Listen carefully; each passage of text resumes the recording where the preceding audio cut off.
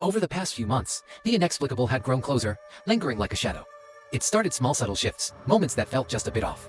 Then came the encounter. This story begins on an ordinary day, 2 weeks ago. The day seemed normal enough. Smokey scratched at the door, a welcome sight after days of his peculiar behavior.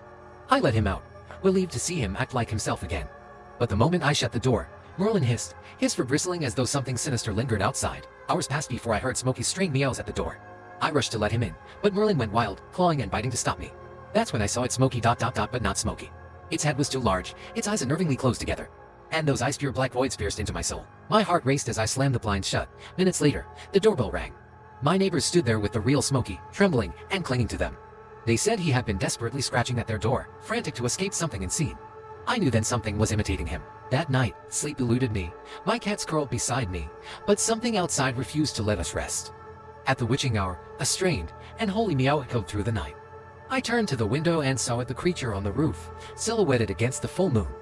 Its eyes, darker than the night itself, bore into me. It edged closer to the open window, its movements deliberate, taunting. I slammed it shut just in time, paralyzed by its soulless gaze. Then it screeched, a sound so haunting it could only belong to something ancient and otherworldly. It vanished into the night, but the memory lingered like a curse. The screeches came nightly for a week, always at 3 a.m. Then, as abruptly as it began, it stopped. Life returned to normal, but I can't forget. My cats knew before I did knew that something dark had entered our world. Merlin, my loyal protector, had saved me from opening the door to the unknown. Sometimes, our pets see what we cannot, sense what we refuse to believe. And sometimes, their instincts are the only thing standing between us and the horrors we're not ready to face.